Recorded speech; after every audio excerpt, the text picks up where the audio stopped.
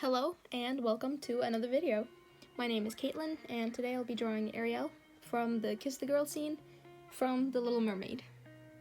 I haven't done any Disney fan art in quite a while and I've never had a voiceover for any of my Disney fan art videos, so I have quite a lot I want to say today. So buckle up. I guess I'll just start off with the backstory behind this drawing. If you haven't seen The Little Mermaid in quite a while, and you don't remember the scene, it's the scene where Ariel and Eric are together on that boat, and all the fish and birds and everything around them start singing that Kiss the Girl song, and it's just a beautiful moment. So that song was replaying in my mind during this entire drawing. There's something called Mermaid, and that's where you draw a mermaid every day in May, and I don't really like drawing mermaids, to be honest. I've only ever drawn one, and that was Ariel, but I was like, oh, let's draw Ariel, but I didn't really want to draw her in her mermaid form, and I've drawn her in her mermaid form and in her pink dress. So then I was like, why not draw her in her blue one? And then I thought back to that Kiss the Girl scene, and I was like, that's what I want to draw. And then, I mean, it's not really a mermaid thing since she's not really a mermaid there, but she's still kind of a mermaid, you know? I don't know. And then I just kept thinking about the scenery and all the plants, and I was like, you know what? Let's push myself a little bit today and let's make a background. This drawing took me forever to finish, but I mean, it was so worth it. I probably spent like 3 or 4 hours on the sketch and the line art, and I'm gonna guess that I took about 4 or 5 hours on for the coloring. So yeah, this was a pretty big piece. For the background, I didn't really want to draw each individual leaf, so I really just made like the general shape. And then I don't know what else to say about that part. I built it up very, very slowly. Oh my god, it took forever to color in. And I don't really know what I was doing. I'm sorry, I don't know how to explain. I was kind of going with the flow and hoping that it wouldn't, look like a big blob of green. And I mean, it kind of does, but overall, I'm pretty happy with this drawing though. I don't really have a lot of complaints. The only complaint that I can really think about is that Ariel could have been doing something rather than just sitting there with this boring face. Like, I don't know, she could have been touching the water, or holding one of the singing birds, or looking out in the distance in awe because she's finally seeing, above the water. I don't know. She could have been doing something, or at least having more expression in her face, Disney was pretty much my childhood. Unlike most people, I never watched any cartoons growing up. I didn't grow up with Pokemon and Sailor Moon and stuff like that. I didn't even watch Disney Channel or anything. I pretty much just watched Disney movies. Before I got into drawing, as embarrassing as it is to say this, my passion was singing and music. When I was young, I absolutely adored everything that had to do with princesses and pretty girls, fairy tales and happy endings, and lots of singing, and that's basically Disney in a nutshell.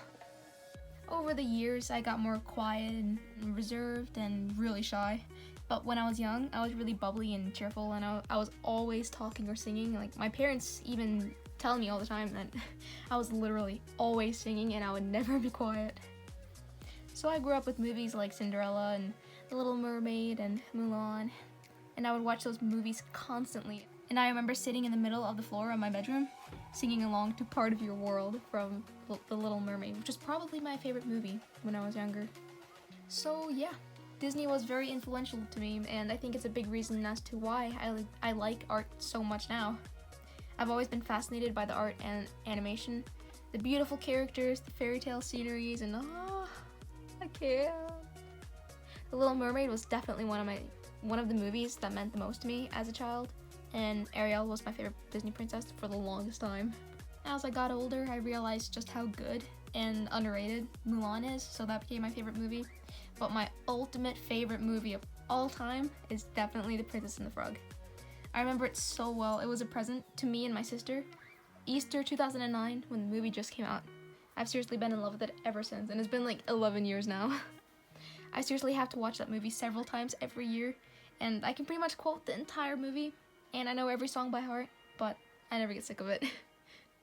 We've collected almost all of the classic Disney movies, but most of them were bought in the US, so they don't work over here in Norway. And that's really sad because I would love to revisit the classics. We don't even have Disney Plus over here, so I just have to keep rewatching my favorite Disney movies that I actually bought over here.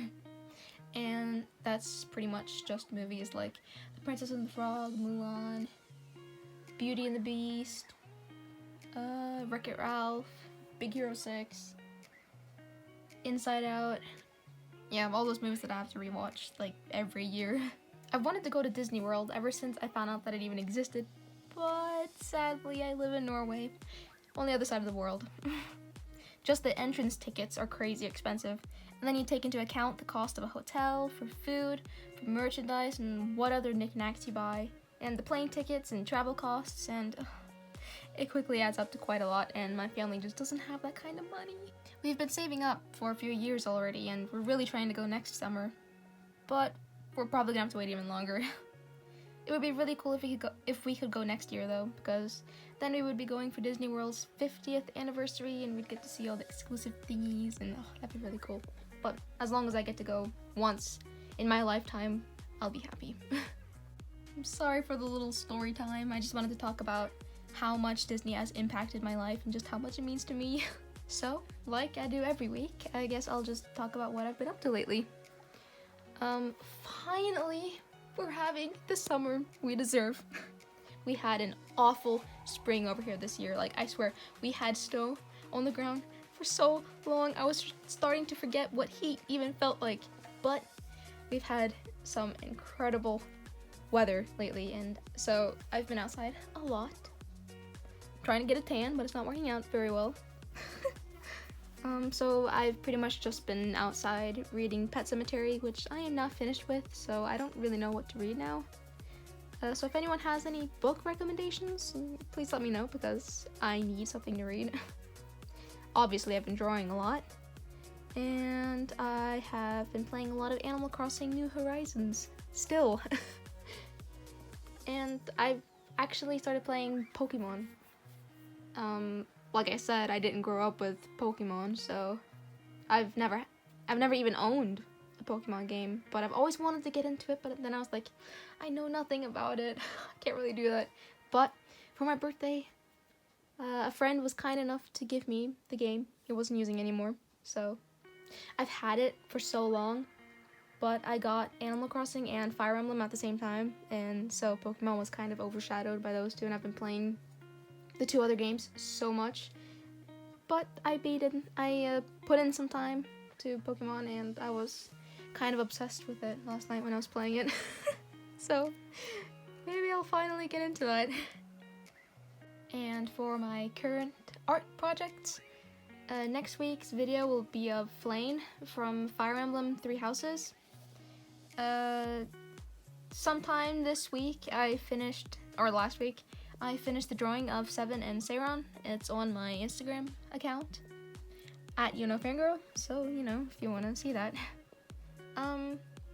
I've finished Hinata from Haikyuu, and that will be posted on my Instagram account the day I upload this video, so, yeah. And that'll be my YouTube video in 2 weeks. And otherwise, I'm just still working on that drawing for the Copic Award. And I don't really know what else to draw at the moment, but we'll see.